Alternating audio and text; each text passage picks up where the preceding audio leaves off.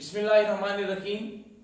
مت سہل ہمیں جانو، پھرتا ہے فلک برسوں، تب خاک کے پردے سے انسان نکلتے ہیں۔ ناظرین مکرم، میں ہوں سید توقیر بخاری۔ آج موضوع سخن ہے خدائے سخن میر تقی میر۔ میر تقی میر 1723 میں آگرہ میں پیدا ہوئے اور آگرہ کا دوسرا نام اکبر آباد ہے۔ میر کے والد کا نام محمد علی متقی ہے، جنہوں نے 2 شادیاں کی تھیں۔ پہلی بیوی کے بطن سے حافظ محمد حسن پیدا ہوئے اور دوسری بیوی کے بطن سے میر تقی میر کے علاوہ ایک بیٹا اور ایک بیٹی پیدا ہوئی۔ محمد علی متقی کی جو پہلی شادی ہوئی تھی وہ سراج الدین علی خان آرزو کی بہن سے ہوئی تھی۔ اس اعتبار سے خان آرزو میر تقی میر کے سوتیلے ماموں اور حافظ محمد حسن میر تقی میر کے سوتیلے بھائی ہیں۔ محمد علی متقی نے اپنے بیٹے میر تقی میر کی تعلیم و تربیت کی ذمہ داری اپنے دوست امان اللہ کو سونپی، جنہیں میر امّ بزرگوار کہہ کر یاد کرتے ہیں۔ یہ میر کے والد کے دوست تھے، یا یوں سمجھئے کہ میر تقی میر کے منہ بولے چچا تھے۔ انہوں نے میر تقی میر کی تعلیم و تربیت بہت اچھے طریقے سے کی، لیکن جب میر کی عمر 10 سال تھی تو ان کا انتقال ہو گیا۔ یہ سانحہ میر تقی میر کے لیے بہت دردناک ثابت ہوا۔ صرف یہی نہیں بلکہ جب میر کی عمر 11 سال تھی تو ان کے والد کا سایہ بھی سر سے اٹھ گیا۔ یہاں سے باقاعدہ میر تقی میر کی زندگی میں غم کی ابتدا ہوتی ہے۔ ایک بھائی اور ایک بہن کی ذمہ داری بھی میر کے کندھوں پر آ گئی، اور ان کے جو سوتیلے بھائی تھے حافظ محمد حسن، وہ بھی بدسلوکی کرنے لگے۔ فکر معاش نے میر تقی میر کو آن گھیرا۔ ایک تو والد کا سایہ سر سے اٹھ گیا، استاد کا سایہ سر سے اٹھ گیا جو کہ منہ بولے چچا تھے میر کے، اور اس سے بھی زیادہ ایک مشکل یہ تھی کہ اب زندہ رہنے کے لیے معیشت اور روزگار کہاں سے تلاش کیا جائے۔ الغرض میر تقی میر نے اکبر آباد سے کسی دوسرے شہر جانے کا ارادہ کیا، اور اس وقت بہترین اگر شہر تھا تو وہ دلی تھا۔ جب میر تقی میر دلی پہنچے تو کچھ دن تو وہ یوں ہی پھرتے رہے، لیکن ایک دن ان کی ملاقات خواجہ محمد باسط سے ہوئی، جو کہ نواب شمشام الدولہ کے بھتیجے تھے۔ وہ میر کو اپنے چچا کے پاس لے گئے اور میر کا تعارف کروایا۔ جب نواب شمشام الدولہ نے سنا کہ یہ محمد علی متقی کے بیٹے ہیں تو انہوں نے کہا کہ اس شخص کے مجھ پر حقوق ہیں، اور انہوں نے میر تقی میر کے سامنے ان کے والد کی وفات پر اظہار افسوس کیا، اور اس کے علاوہ میر تقی میر کے لیے 1 روپیہ روزانہ کی بنیاد پر وظیفہ مقرر کر دیا، جس سے میر تقی میر کو ایک حوصلہ ہوا۔ کچھ وقت گزر گیا تو نادر شاہ نے دلی پر حملہ کیا، اور وہ جو جنگ ہوئی اس جنگ کے نتیجے میں نواب شمشام الدولہ زخمی ہوئے اور ان کا انتقال ہو گیا۔ انتقال سے ایک تو میر تقی میر کو صدمہ یہ پہنچا کہ وہ جو 1 روپیہ روزانہ کی بنیاد پر ملتا تھا وہ ختم ہو گیا۔ حالات جب خراب ہوئے تو میر تقی میر کو مجبوراً واپس آگرہ جانا پڑا۔ انتظار کرتے رہے کہ کب حالات سازگار ہوں گے تو دوبارہ دلی کا رخ کیا جائے گا۔ نادر شاہ نے کافی لوٹ مار کی، قتل و غارت کی، دلی کے امن کو تباہ کیا، اور کچھ عرصے کے بعد وہ لوٹ گیا۔ نادر شاہ کا لوٹنا تھا کہ دلی کے حالات معمول کے مطابق آ گئے، اور آہستہ آہستہ زندگی پہلے کی طرح رواں دواں ہو گئی۔ لہذا میر تقی میر نے دوبارہ دلی جانے کا ارادہ کیا۔ اب کی بار میر تقی میر نے اپنے سوتیلے ماموں سراج الدین علی خان آرزو کے ہاں قیام کیا، لیکن یہاں ایک اور مشکل یہ پیش آئی کہ وہ جو ان کے بھائی تھے، سوتیلے بھائی حافظ محمد حسن، جب میر تقی میر اپنے سوتیلے ماموں کے پاس پہنچ گئے تو حافظ محمد حسن نے خان آرزو کو اکسانا شروع کیا اور کہا کہ میر فتنہ روزگار ہے۔ فتنہ روزگار اس بنیاد پر کہا کہ میر تقی میر نے آگرہ میں ایک ناکام عشق کیا تھا، عشق تو ناکام ہو گیا لیکن اس نے میر کو بدنام کر دیا۔ بدنام ان معنوں میں کہ میر تقی میر کا یہ عشق لوگوں کو معلوم ہو گیا اور مجبوراً، ایک تو فکر معاش تھی ہی، اس کے علاوہ میر تقی میر کی روانگی کا دوسرا جو سبب تھا وہ یہ ناکام عشق تھا۔ اور جب وہاں پہنچے ایک سہارا ڈھونڈا خان آرزو کی صورت میں، لیکن حافظ محمد حسن کے کہنے پر وہ ان سے کچھ اچھا برتاؤ نہیں کرتے تھے۔ ناظرین کرام، اس میں تھوڑا سا اختلاف پایا جاتا ہے۔ ڈاکٹر جمیل جالبی نے اپنی مستند اور ضخیم کتاب تاریخ ادب اردو میں لکھا ہے کہ میر نے تقریباً 7 سال خان آرزو کے پاس قیام کیا ہے، اور صرف قیام ہی نہیں کیا بلکہ میر تقی میر نے بڑی حد تک کسب فیض بھی کیا ہے۔ اور خان آرزو نے میر تقی میر کو شاعر بنانے میں بنیادی کردار ادا کیا ہے، کیونکہ وہ خود ایک استاد شاعر تھے۔ بہرحال چونکہ اس میں اختلاف پایا جاتا ہے، میر تقی میر نے ذکر میر میں یہ لکھا ہے کہ میں نے وہاں چند دن سکونت اختیار کی ہے، چند دن قیام کیا ہے۔ 7 سال ٹھہرے یا چند دن ٹھہرے یہ ایک الگ بحث ہے۔ میر تقی میر فطری طور پر ایک نازک مزاج انسان تھے، یا آپ ان کے اس مزاج کو انانیت کہیں، خودداری کہیں، یا میر کے الفاظ میں بے دماغی یا کہیں۔ خلاصہ کلام یہ ہے کہ میر تقی میر خلاف منشا کوئی بات برداشت نہیں کر سکتے تھے۔ نتیجہ یہ نکلا کہ میر تقی میر خان آرزو کے گھر سے دوسرے نوابوں کے ہاں چلے گئے اور ملازمت کرتے رہے۔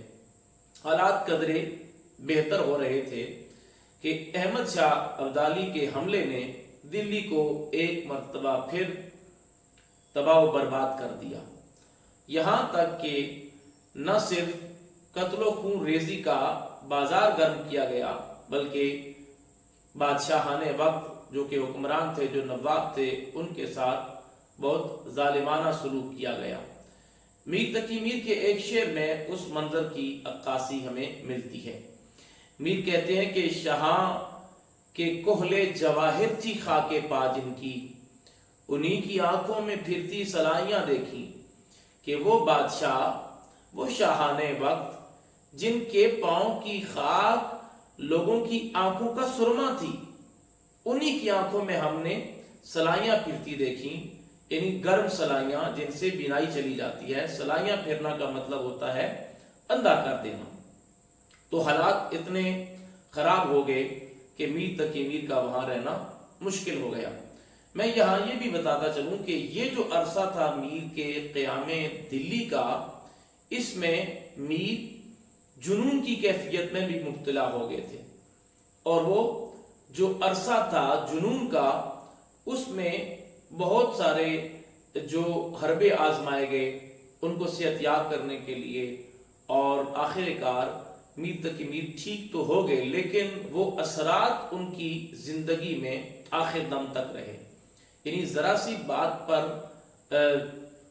اپنے رد عمل کا اظہار کرنا یا تعلق منقطع کر دینا، یہ میر کی فطرت بن گیا۔ الغرض میر ایک مرتبہ پھر دلی سے کوچ کرنے کا ارادہ کرنے لگے۔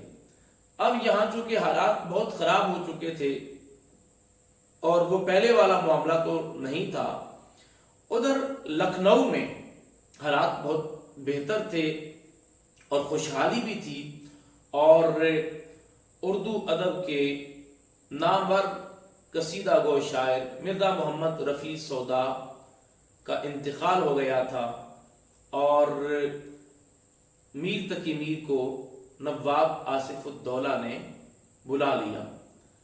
गोया मीर तकी मीर जो कि मुंतज़िर थे, क्योंकि उनकी ख्वाहिश भी थी कि वो लखनऊ चले जाएं, तो जैसे ही उन्हें परवाना मिला तो वो फौरन रवाना हो गए अपने अहलो अयाल के साथ। तो मीर तकी मीर जब वहां पहुंचते हैं तो चूंकि उनका हुलिया और उनकी वज़ाक़ता लखनऊ वालों से मुख्तलिफ थी, पता चला कि आज कोई मुशायरा है और गज़ल लिखी, मुशायरे में चले गए।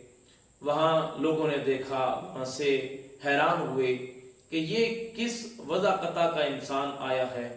बहरहाल जब शमे महफिल मीर के सामने रखी गई, लोग तो इस बात का इंतज़ार कर रहे थे कि जिस तरह ज़ाहिरी तौर पर ये शख्स मुख्तलिफ नज़र आ रहा है, न जाने इसकी शेर पर दस्तरस भी होगी या नहीं। तो बड़ी शिद्दत के साथ वो मीर की बारी का इंतज़ार कर रहे थे। जब शमे महफिल मीर तकी मीर के सामने रखी गई तो किसी ने पूछा कि हुजूर का वतन कहाँ है। तो वहाँ पर मीर तकी मीर ने वो एक कता फिल बदी गज़ल के साथ शामिल किया था, यानी गज़ल से पहले उन्होंने फिल बदी कता पढ़ा था। क्या बूदो बाश पूछो हो पूरब के साकिनों, हमको गरीब जान के हंस हंस पुकार के। दिल्ली जो एक शहर था आलम में इंतखाब, रहते थे मुंतखब ही जहां रोजगार के। उसको फलक ने लूट के वीरान कर दिया, हम रहने वाले हैं उसी उजड़े दयार के। और ये पढ़ना था, लोगों को मालूम हुआ कि ये तो हजरत मीर तकी मीर हैं। तो फिर जब सुबह हुई तो मीर तकी मीर का चर्चा हो चुका था।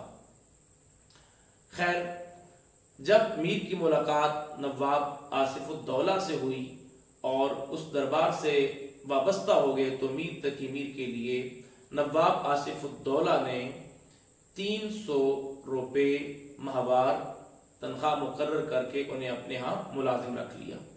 नवाब आसिफुद्दौला की जानिब से जो 300 रुपये माहवार तनख्वाह मुकर्रर की गई, उससे मीर तकी मीर के हालात में बहुत बेहतरी पैदा हुई और वो खुशहाली की जिंदगी बसर करने लगे।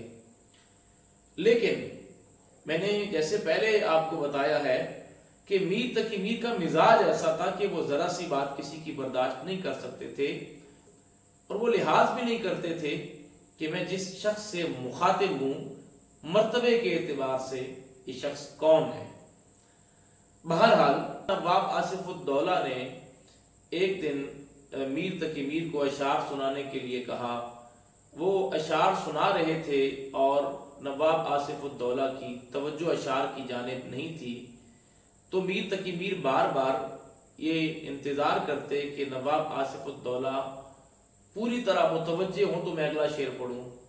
और जब उन्होंने इस्तिफसार किया तो मीर ने कहा कि आप तवज्जो फरमाएंगे तो मैं शेर पढ़ूंगा। तो नवाब आसिफुद्दौला ने कहा कि जो शेर होगा वो खुद ही मुझे अपनी जाने मुतवज्जे कर लेगा। तो ये बात मीर को नागवार गुजरी और उन्होंने दरबार जाना छोड़ दिया। तो यहाँ वो जो सिलसिला मुलाजमत था वो भी मुनक़ता हो गया, और उसके बाद यहाँ से मीर तकी मीर की जो जिंदगी का एक आखिरी दौरानिया है वो शुरू होता है। उसमें गम की इंतहा ये होती है कि मीर तकी मीर की जवान साला बेटी और उनकी अहलिया का इंतकाल होता है, और मीर तकी मीर फिर से उस जुनून की कैफियत में मुब्तला हो जाते हैं। उनका आखिरी जो अरसा है वो जुनून की कैफियत में गुजरता है, और इस तरह उर्दू अदब का शोराए आफाक शायर जिंदगी के आखिरी अय्याम गुजारने के बाद हमेशा के लिए दारे फना से दारे बका की जानिब कूच कर गया। और ये साल है 1810 का। मीर तकी मीर को लखनऊ में सुपुर्द खाक किया गया। मीर का एक शेर है, सिरहाने मीर के कोई न बोलो, अभी टुक रोते रोते सो गया है। कहा जाता है कि ये शेर मीर तकी मीर की कब्र पर लिखा हुआ था। अब इस बात के बारे में कतईयत के साथ तो नहीं कहा जा सकता कि लिखा हुआ था या नहीं। इसकी वजह यह है कि मीर तकी मीर की कब्र का इस वक्त कोई निशान मौजूद नहीं है। 1857 की जो जंग आज़ादी होती है उसके नतीजे में अंग्रेज़ों ने तमाम अहम मकामात जो लोगों की तवज्जो का मरकज़ थे, एक तो इंतकाम के तौर पर कि इन्होंने हमारे खिलाफ ये जंग क्यों लड़ी है, और दूसरा मकसद हिंदुस्तान में तबाही और बर्बादी फैलाना था। लिहाजा उर्दू अदब का ये जिंदा जावेद शायर जब इस दुनिया से गया तो उसकी कब्र का निशान भी मिटा दिया गया। फ़कीराना आए सदा कर चले, मियाँ खुश रहो हम दुआ कर चले, कहें क्या जो पूछे कोई हमसे मीर, जहां में तुम आए थे क्या कर चले। नाज़रीन किराम, अगली वीडियो मीर तकी मीर की शायरी पर और उनके फ़नी महासिन पर मुश्तमिल होगी, जबकि तीसरा हिस्सा मीर तकी मीर के मुंतखब अशार पर मुश्तमिल होगा। और तीसरे हिस्से में मैं आपको बताऊंगा कि मीर तकी मीर के कौन कौन से अशार लोग गलत पढ़ते हैं और उनकी दुरुस्त सूरत क्या है। इजाज़त दीजिएगा, अल्लाह हाफ़िज़।